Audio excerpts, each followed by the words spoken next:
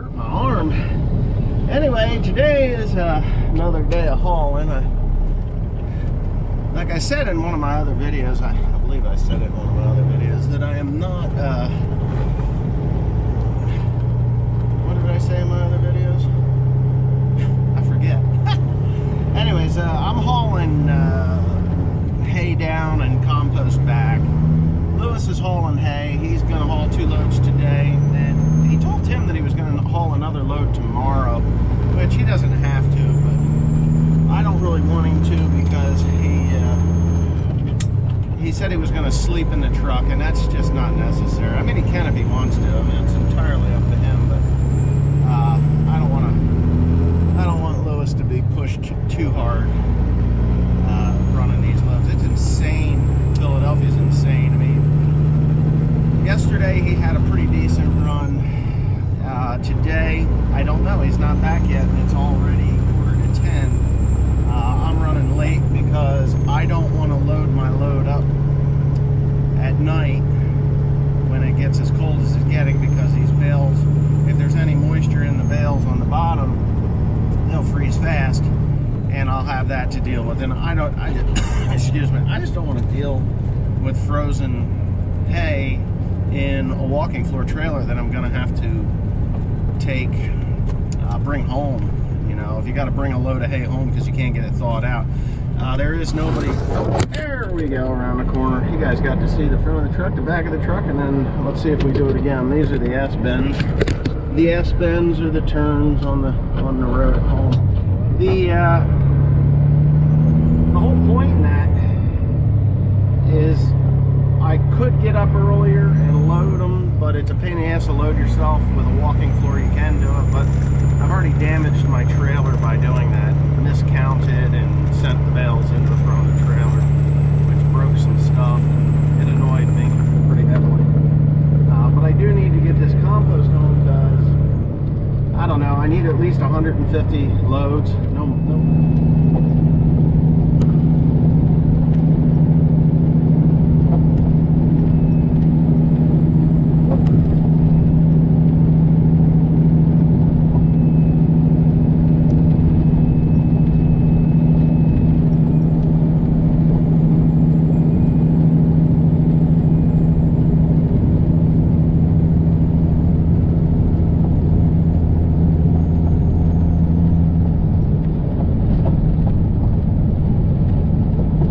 Okay, it's been another successful trip where I didn't die trying.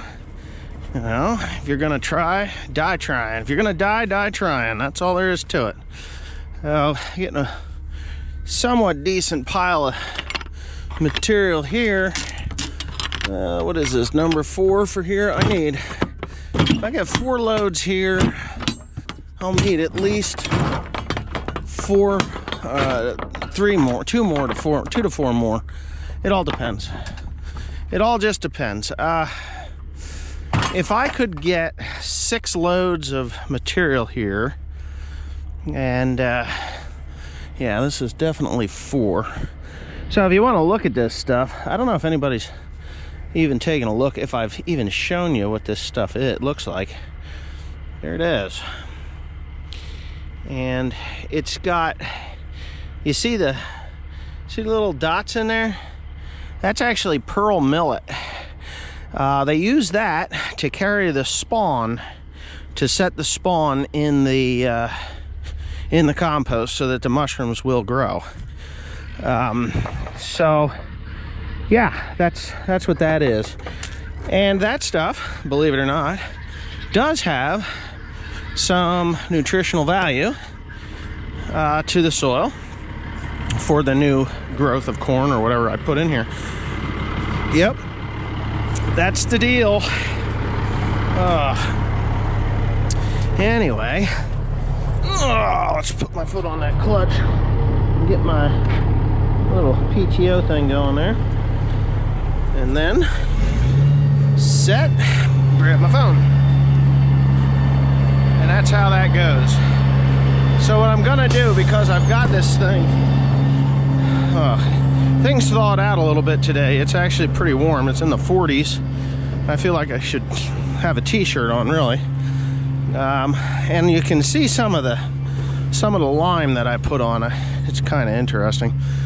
But what I'll do is this stuff here will just push and push and push and push. One thing that does kind of annoy me about the compost is that every once in a while you will get a glove, a plastic bag, face mask, hair net, shit like that in there.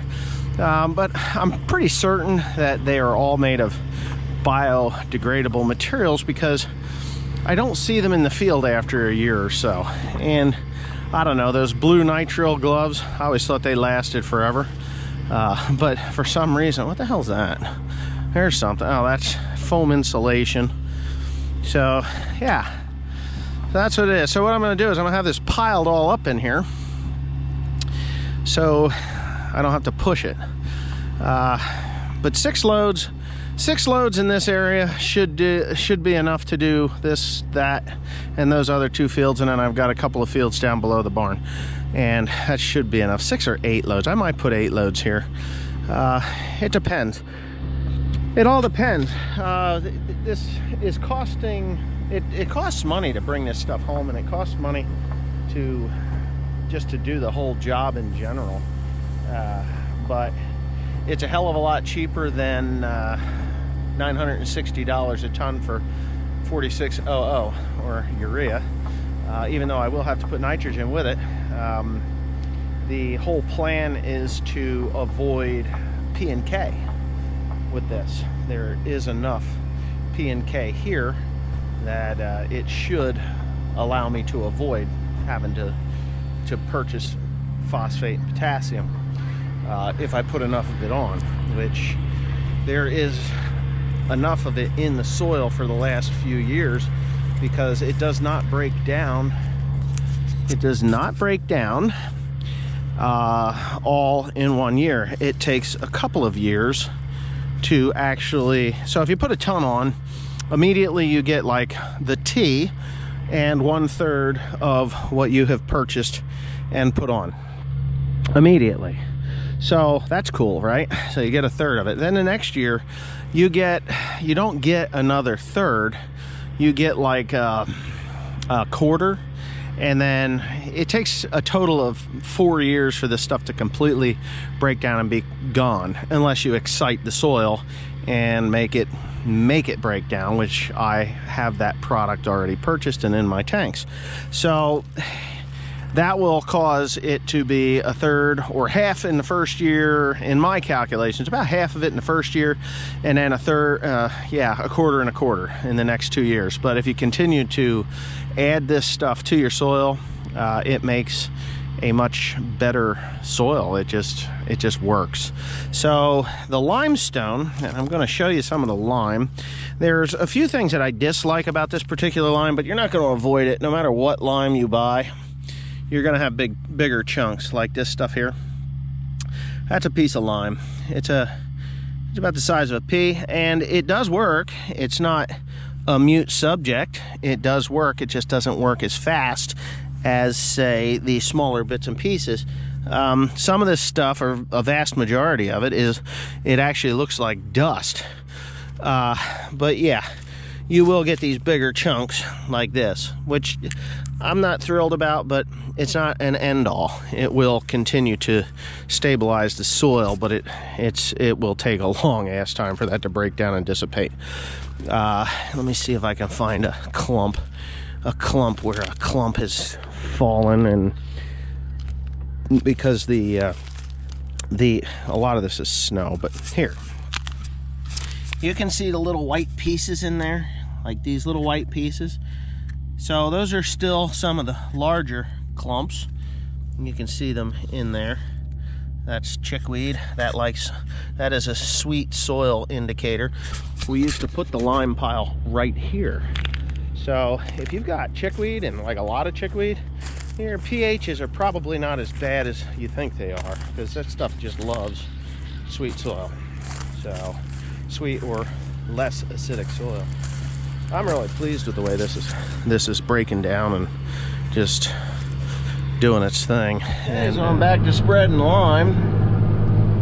Not a bad job to do on a day like today. We're supposed to get really frozen weather and like 6 degrees, and I'm not in the mood for 6-degree weather.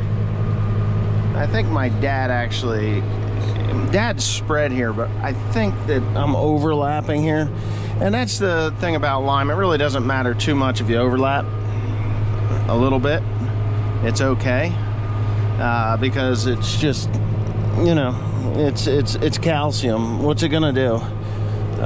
Make the herbicide work a little better? Yeah. Is it gonna make the fertilizer work a little better? Yeah. All right, so I'm putting my hat back on. Yeah, I had to redo my battery, I had to redo the battery in this camera. Just letting you know that I'm back to spreading lime. I brought in last week, well shit, I probably got 15 loads of this stuff to spread now, on top of what I brought home already. Oh, I'll bring lime home next week. I'm gonna probably be working extraordinarily hard this coming week, like I don't already, but it's gonna be one of these things. I gotta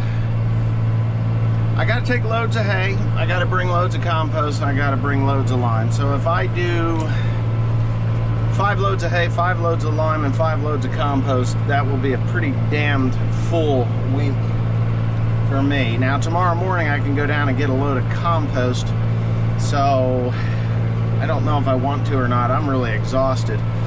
Still getting over kind of the COVID schmomed crap. You know, COVID makes you tired, just exhausts the hell out of you. I'm okay.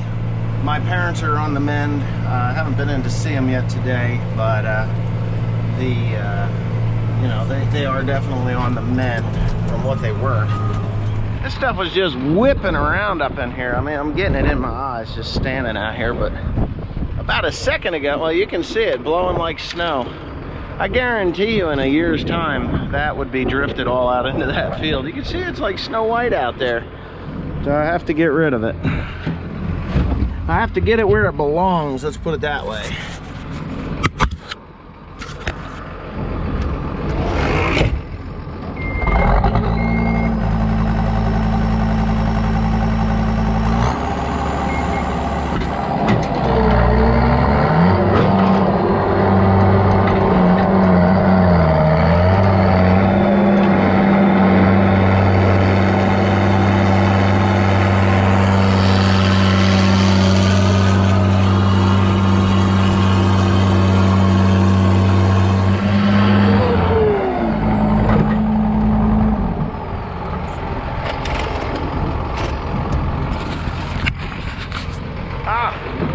There's 10 scoops. I put 10 scoops in there. It's probably a little more than a ton per scoop. This stuff is heavy.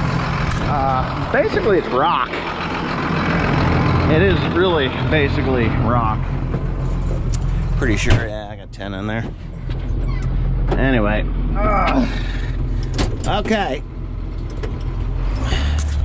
I'm going to do a spiel, as some people say. A spiel. Alright, so this is for non-agricultural folks and even agricultural folks who live in places where maybe lime is not necessary and they're wondering why I'm putting it on. There are people out there that do have high pH soils and actually need to make the ground more acidic. Okay, so lime does several different things. We call these soil amendments or soil conditioners. If you want to, you know, get technical, it's soil amendments or conditioners. What this does is it raises the pH level. Here in the East Coast, at least where I live, there's not that much calcium in the soil, in the ground. There's no calcium stone in this particular area. Now you get up north of us a little ways, and I mean just a little ways, and you may find that there is plenty of calcium in the soil.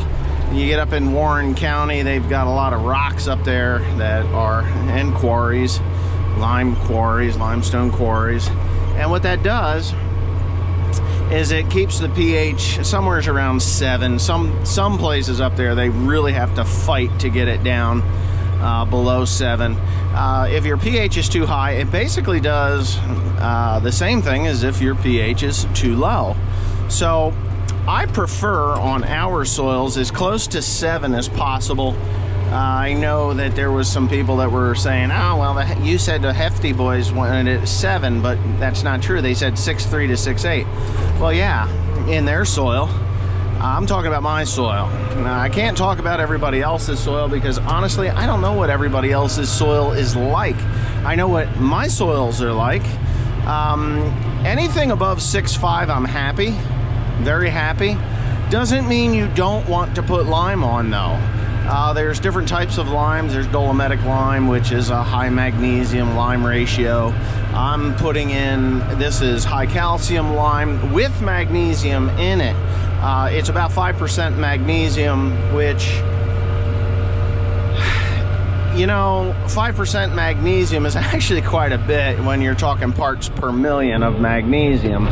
I do have another product that has magnesium in it. It is in the soil conditioner, other soil conditioner or amendment that I'm using, you know, that I won't talk about, but it is, there's magnesium and iron and other things like that in there.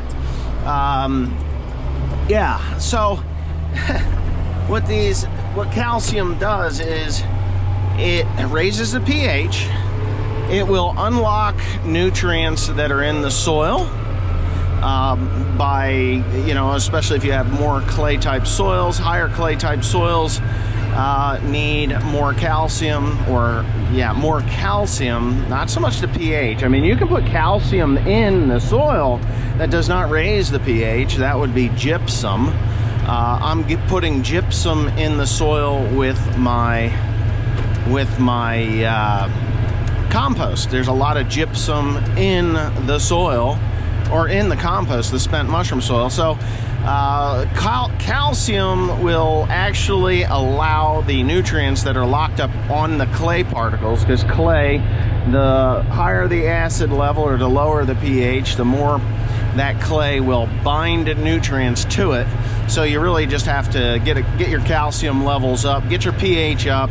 If your pH is up and your calcium levels are not, the right type of calcium is not in your soil, then you can still have the same problem as, you know, you can have high pH and low calcium levels and you still have to put calcium down, and that's why gypsum is so important when you're doing that. So that's, I hope I'm not rambling on about this stuff, but you can put those different soil amendments in and get what you need out of your soil. And especially in times like we're having now under King Joe.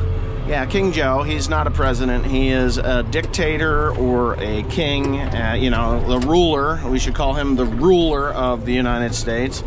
And you know, all the things they accuse Donald Trump of doing, this guy is doing. And yeah, only dumb people believe that he was elected anyway, but whatever, is what it is. I can be one of those conspiracy theorists that everybody just loves to hate. If you want, that's fine. I'm okay with that. So anyway, the other thing with calcium is it actually promotes root health. You have to have good root health.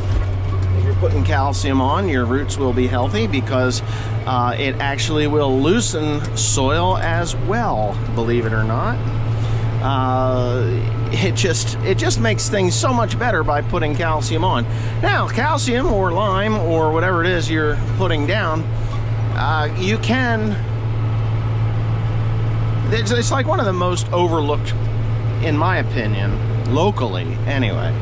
That calcium or lime or gypsum is one of the most overlooked amendments that you can do to your soil. Honestly, right here, this is probably some of the more sour parts of this farm. And that's fine. I just slowed it down to hit that a little bit better because this ground is not good. This is in the 5.6, 5.7 range. I need at least 3,000 pounds of lime to the acre to bring this pH up to a manageable place. I am putting down 3,400 pounds of calcium right now, and I will be putting down another probably 500 pounds to bring it up to 2 tons to the acre if I have time when I plant it.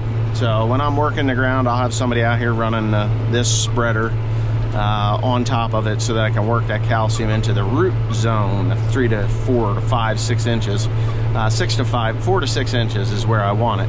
Which 4 to 6 inches is where this calcium will be anyway. It's just I just want there to be enough there to make the corn grow and unlock all those nutrients that I've put on here over the past few years. So anyway, yeah, that's just a whole ball of wax. Anything you put on the soil that can improve it will improve your bottom line. Calcium also, here's another little thing about calcium. If you have low pH, you will have low test weight in your grain because the nutrients will be locked up in the soil. But this, even if you grew, just say you grew 175 bushel corn, 175 bushel to the acre corn by volume. If you grow 175 bushels of corn by volume and the test weight is 2 pounds or 3 pounds or 4 pounds or 5 pounds heavier, and we have grown 5 pound heavier than 56 pounds, we've had 60, 61, 62 test weight corn, which then adds every 10 bushels you gain another bushel. So there you go. So for every 10 bushels you gain a bushel. That would give you 100, that would give you 10, 10, which would give you 185 plus another, say 7. So 85, you'd almost 200 bushels just in the weight, the test weight. So get that calcium on there, get that lime on there, and just be happy with what you're doing.